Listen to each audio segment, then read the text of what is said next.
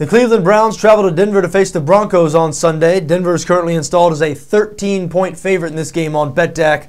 44.5 is the total. Now, 13 is a huge number, obviously, but it's a huge number for a reason. Denver is the hottest team in the NFL right now. They have won 9 straight games. All 9 of those wins have come by 7 points or more. They're just dominating people right now. They're great on both sides of the ball. We know all about the offense. Peyton Manning has this offense rolling. They look just like the Indianapolis Colts circa 2005, 2006, 2007, pick a year. But it's the defense. The defense of this Denver team that's really made them look like a legitimate Super Bowl contender. Last season, the Denver defense finished 22nd overall in yards allowed.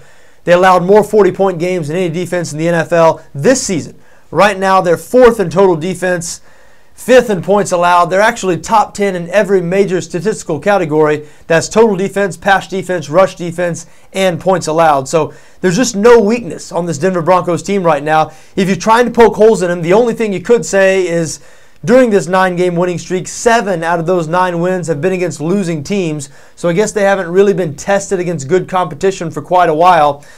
But hey, they face another losing team on Sunday. I mean, the Browns are 5-9, just got blown out last week at home by the Redskins. Really, the Browns have been playing some pretty good football before last week. They had won 3 straight games, which is why last week's result was a surprise, especially when you consider that the Redskins were without Robert Griffin III, their star rookie quarterback, started rookie Kirk Cousins from Michigan State. And again, they hung 38 on the Cleveland Browns. And all of the good things that you could say about the Browns over the last month. They've been playing better on defense. Brandon Weeden has not been turning the ball over much. He'd been turning over a whole lot in the beginning of the season. That was a big problem. Rookie running back Trent Richardson has started to get it going. All of those things you could say about this team really go out the window in the last game because none of them held true in the last game. So you got 2 choices. You can either look at the Browns and look at that last game as an outlier and still see them as the team that has improved over the last month or two. Or you can look at the Browns and say, well, the Browns are the Browns, and they showed it last week, and they'll most likely get blown out again this week. And, you know, last week was just the beginning of just another late-season collapse for the Cleveland Browns. To tell you the truth, I'm not sure which side of that I fall on. I will say this, though. Cleveland has been good this year in the role of big underdog. 5 times this season, Cleveland has been an underdog of 7 points or more, and they are 4-1 against the spread in those games. Now, it says something about your football team when 5 times you're an underdog of 7 points or more. So that's not good, obviously. But when Cleveland has faced that situation, they have been good.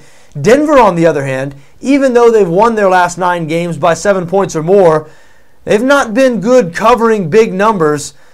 Not surprisingly, Denver's had to lay a lot of big numbers here recently. 4 times in their last 5 games, they've been favored by 7 points or more, and they're only 1-3 against the spread in those games. So, you know, it's tough to know exactly why that is. I think some of it is because you'll notice if you watch Denver play, they get a little conservative in the second half once they get a big lead. This is not the Josh McDaniels, Tom Brady, New England Patriots. It's not like that where they're still throwing the ball in the fourth quarter when they're up 24 points. The Denver running backs, which lately has been Noshawn Marino, they've been getting a lot of work in the second half of these games once Denver's had big leads. And because of that, Denver's allowed some opponents to come back and pull out some backdoor covers.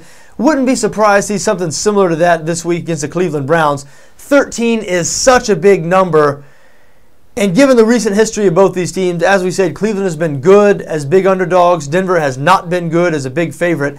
I do lean towards the Cleveland Browns in this spot. Something tells me that Denver could be 14, 17 points up, have the game well in hand in the second half, and Cleveland could sneak in there with a touchdown and pull out a backdoor cover here. Now, this is not my favorite game on the board. I mean, I wouldn't jump to bet against the Denver Broncos right now, no question about it, and I would not be stunned if Denver won this game 35-3. That being said, Cleveland's been playing tough defense lately. Again, take last week out of it. Aside from last week, when you look over the last month and a half, the Browns have been playing good on the defensive side of the ball. Trent Richardson is as good a young running back as we've seen coming to the league in quite a while. I know he's averaging less than 4 yards per carry this year, but you have to take into consideration that Cleveland does not have much of a passing game. Opponents have been keying in on Richardson, and hey, this guy looks like a young Adrian Peterson to me. So, like some of the things Cleveland is doing right now, if Brandon Weeden can avoid the turnovers, if he can just protect the football, he was not able to do that last week. frequently throughout the first part of the season. He was not able to do that. That really hurt the Cleveland Browns. If Whedon can just protect the football, I think Cleveland's going to be able to keep it relatively close enough here, close enough to cover 13. If Whedon turns it over a couple of times, this one could get real ugly. So, hey, I'd be stunned if the Denver Broncos lost this game. But, I have a slight lean towards Cleveland and 13. I also have a slight lean towards under 44.5 here.